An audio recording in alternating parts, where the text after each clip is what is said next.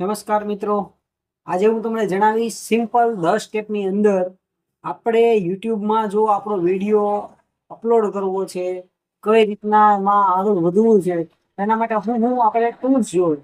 બરોબર, તો એકદમ સાદી અને સિમ્પલ ભાષામાં હું તમને જણાવીશ કે આજે આપણે યુટ્યુબ માટે હું ટૂલ્સ જોઈએ. પહેલું તો જોશે મોબાઈલ, કે એક સારો એવો મોબાઈલ જોશે. અને બીજું કે નેટ જે આપણે વાપરીએ છીએ, તો ઘણા કેવું હોય કે હજી 4G ના જમાનામાં ચાલે છે, તો 4G પણ ચાલે એવું જરૂરી નથી, પણ 5G હોય તો વધારે સારું. બરોબર, તો આપણે વિડીયો અપલોડ કરીએ તો વિડીયો અપલોડ કરવામાં આપણને તકલીફ ન પડે એટલા માટે. બીજું કે મોબાઈલની અંદર કેમેરો સારો હોવો જોઈએ. બીજું સ્ટેપ છે કે મોબાઈલની અંદર કેમેરો સારો હોય, વિડીયોની જે ક્વોલિટી હોય એ સારી હોય, તો લોકોને જોવો આપણો વિડીયો ગમે છે. બરોબર, બીજું છે કે સેલ્ફી સ્ટેન્ડ. આ ત્રીજો સ્ટેપ છે, સેલ્ફી સ્ટેન્ડ અથવા તો ટ્રાયપોડ. આપણી પાસે જે ટ્રાયપોડ હોય છે, એ ટ્રાયપોડ આપણી પાસે સારામાં સારું હોય તો આપણે કેવું છે કે વસ્તુ મૂકી શકીએ. અને એમાંય જો લાઇટ હોય, લાઇટનો ફોકસ આપણા ચહેરા ઉપર હોય, તો એનાથી વિડીયો બહુ સારો એવો બને છે. ચોથું છે આપણે સારું માઇક.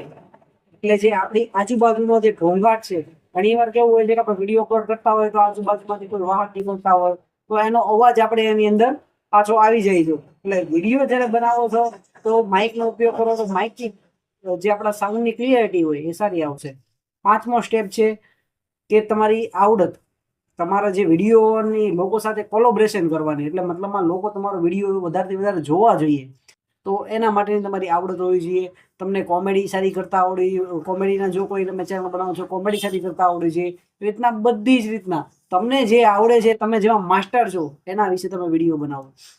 છઠ્ઠું સ્ટેપ છે કે શરમ સાવ મૂકી દેવાની. બરોબર, શરમ જે માણાને આવે એના ફૂટે કરમ. બરોબર, એટલે શરમ સાવ મૂકી દેવાની છે. લોકો શું વિચારે છે એ કોઈનું કઈ જોવાનું નથી. સાતમો સ્ટેપ એ છે કે આપણે ગામ હું વિચારે ને એ બધું ભૂલી જવાનું.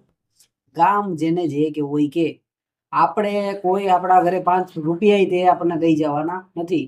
આપણે મહેનત કરશું તો આપણે ભવિષ્યમાં પૈસા આપણે કમાશું. બરોબર, આઠમું સ્ટેપ છે કે 1 વર્ષ કમ્પ્લીટલી યુટ્યુબને આપવાનું છે. તમારે એક દિવસનો પણ ગેપ પાડ્યા વગર રોજ તમારે યુટ્યુબને આપવાનો છે.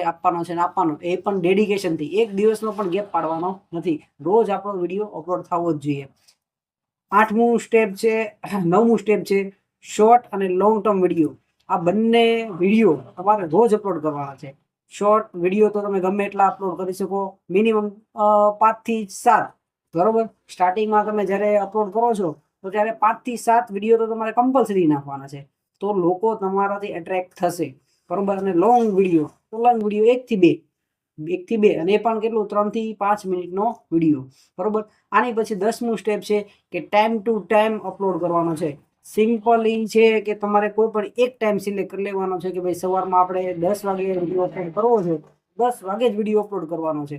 બીજું કે લોંગ વિડીયો આપણે મૂકીએ છીએ તો લોંગ વિડીયો ચાલો આપણે 3 વાગે બપોરના મૂકીએ છીએ તો 3 વાગે જ મૂકવાના છે.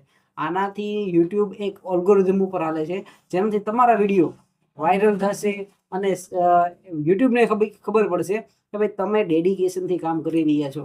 તો મિત્રો, બસ આ 10 સ્ટેપ હતા. સિમ્પલી આના વિશે આપણે આગળ પણ ચર્ચા કરતા રહીશું. આજના માટે એટલું બેસ્ટ છે. Thank you so much.